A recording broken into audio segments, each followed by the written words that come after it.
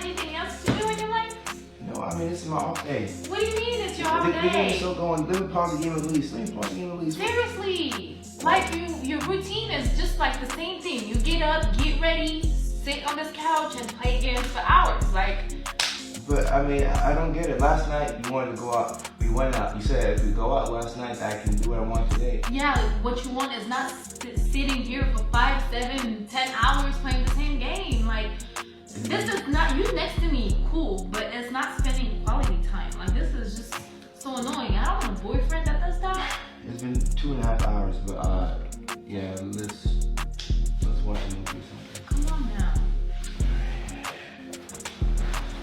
You can pick. Yeah, I'm gonna pick because you can't do anything else of your life. I'm thinking about getting a girlfriend. I need a girlfriend again. It's been a while, and I had to, do some looking back, and I realized that my best ex-girlfriend was autistic. She's the only one I could connect with. Things are so clear and direct. I didn't have to read between the lines. She'd say stuff like, "You smell bad right now, but I love you very much." I'm like, "Oh, I appreciate that. Thank you." I go take a shower. I'm like, I didn't know I'd been in the house for 2 weeks. Yeah, it's about time. Do y'all like women who have clear communication? Yes. Yeah, you like women who are honest with you? Yes. You like women who are on time and who care about you? Yes. You also try dating autistic women. Oh. I'm telling you, my best ex-girlfriend was autistic. Yeah, she would say nice things to me all the time. Yeah, I can think of the 2 nicest things she said to me.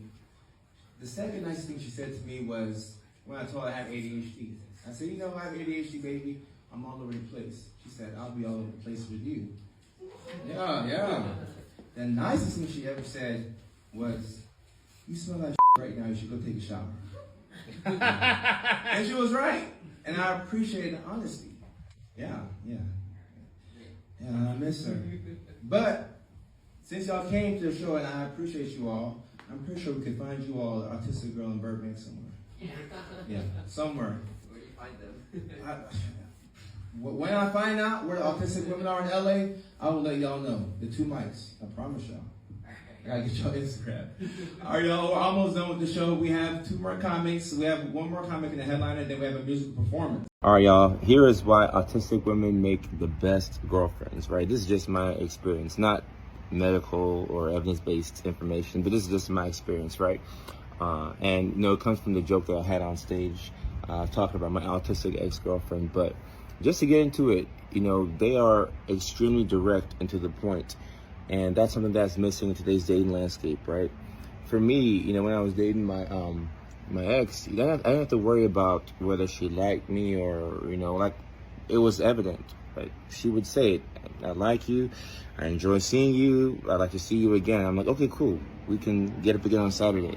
There weren't any of these games of, oh, should I wait this amount of time before I text him back, double texting. It was so to the point.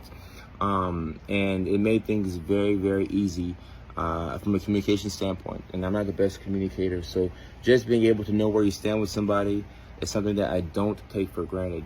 And I think that's something that autistic individuals have figured out, and we're just trying to catch up, right? So if anybody is wrong, it might be how we go about doing things, but that's something that is missing in today's dating landscape, and very much needed, So if you thought that joke was funny, yeah, it may have been funny, but it is true, So don't be sleeping on autistic people. They make great partners now. All right, y'all, the second reason on why autistic women may make the best girlfriends is pretty simple. 1 word: empathy. Maybe not my neighborhood, or maybe not your neighborhood, but somewhere out there, there's a Mickey Ficky who's having to apologize to her partner because they worked a long shift and they forgot to text back, and maybe the partner doesn't understand. And that's just one example, right? But with autistic people, at least in my experience, or with my ex who was autistic, right?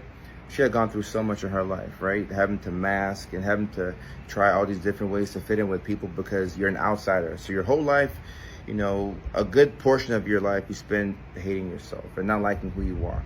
And as you grow up, you look for people who you can take on this journey of life with you, people who you can call friends, right? And people who you can actually trust to, you know, spend time with them, and people to help you out, right? And that can be very difficult when you have a hard time picking up on social cues and, you know, you feel like an outsider your whole life. So these people are so empathetic.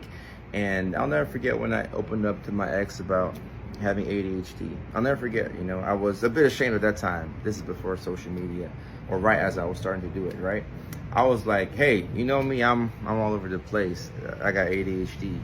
And her response was, oh, that's fine. If you're all over the place, I'll go all over the place with you. I'm here to help, and I just want to support you. And I was like, I might could trust this woman. She might be a good person. Just a little silly.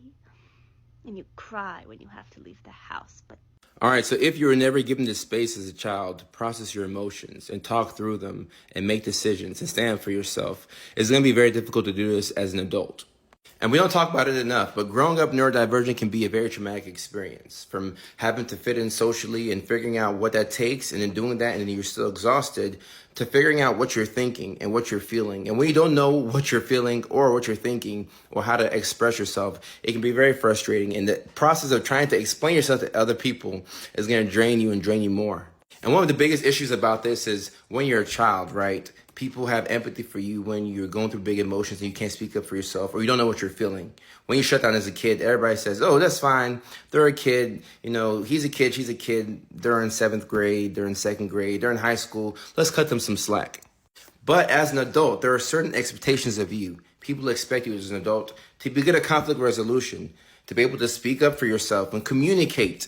But what happens when communication is something that you struggle with and you never were able to really figure that out as a kid, right? So if you're in the workplace and you're trying to get through a certain issue, but you can't speak up for yourself because you don't know how you feel, that can be an issue. Similarly, in a relationship, if y'all are going through something that's important and you have to talk about it, but you shut down, it may be viewed as if you're just nonchalant and you don't care. But in reality, you're just struggling to figure out how you feel and how to speak up for yourself.